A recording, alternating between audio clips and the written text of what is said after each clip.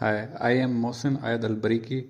Today I am presenting my multi-modal argument on why universities should ban single-use plastic on campus. I will explain how plastic waste affects our environment and health and why campuses are the perfect place to lead real long-term sustainability change.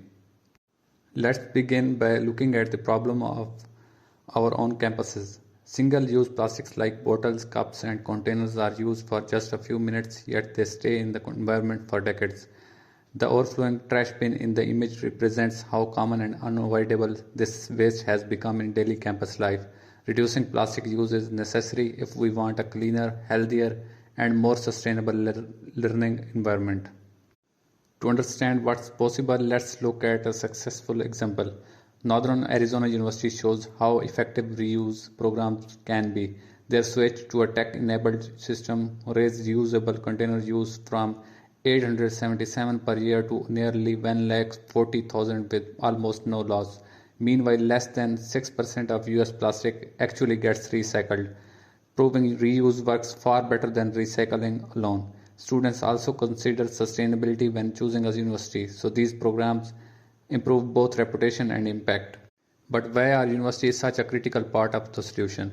Universities generate huge amounts of plastic because thousands of meals and drinks are served every day. Campuses function like small cities, and their choices such as using reusable or limiting disposables shape students' habits during a very influential stage of life. When universities take the lead, they reduce waste immediately and create long-term sustainable behaviors. And the consequences of plastic waste go beyond the environment, they affect our health.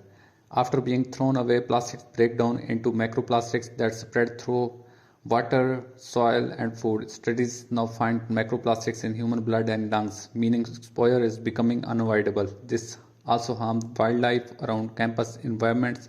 Reducing plastic waste at universities is essential for protecting student health and local biodiversity. So how do campus communities respond when universities try to reduce plastic use? Research shows students, faculty, staff are generally supportive of plastic reduction initiatives. People are motivated by environmentally responsible convenience and a positive campus culture. The main challenges involve awareness and clear instructions. When universities offer simple systems and good communication, participation and support increase dramatically. Let's look at where most of the waste actually comes from.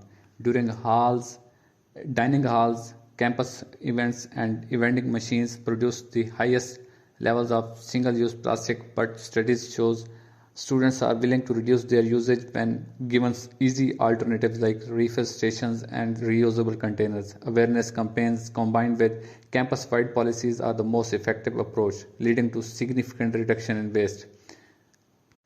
Beyond environmental damage, plastic also creates direct health risks. Microplastics are now found in food, drinking water, and even human tissues.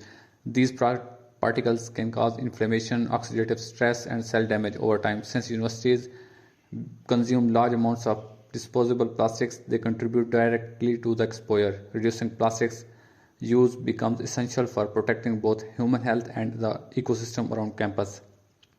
There are also financial reasons to make this change.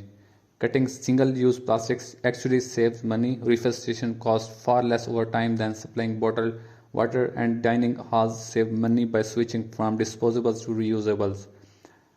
Students adapt quickly when sustainable choices replace plastic options. Reducing plastic waste helps the environment while lowering long-term costs. So what practical steps can our university take right now? We can install more refill stations, phase out plastic bottles in dining areas, and shift to compostable or reusable packaging. Student-led sustainability committees can keep people informed and engaged. These steps are affordable, realistic, and already successful at many universities. Acting now positions our campus as sustainability leader. And recent research makes the need for action even more urgent. A 2024 scientific report study found microplastics in human blood, and a 2025 review found them in lung, digestive, and even placental tissues. These particles can trigger inflammation and cellular damage, raising serious long-term health concerns. Since single-use plastic eventually break into these particles, universities directly contribute to this exposure. One more study shows how microplastics affect our internal systems. A 2025 systematic review in BMC gastroenterology found that microplastics disrupt the gut microbiome by reducing microbial diversity and increasing inflammation. A weakened gut can lead to metabolic issues and lowering immunity. Reducing plastic on campus is therefore not just an environmental choice, it's a public health responsibility.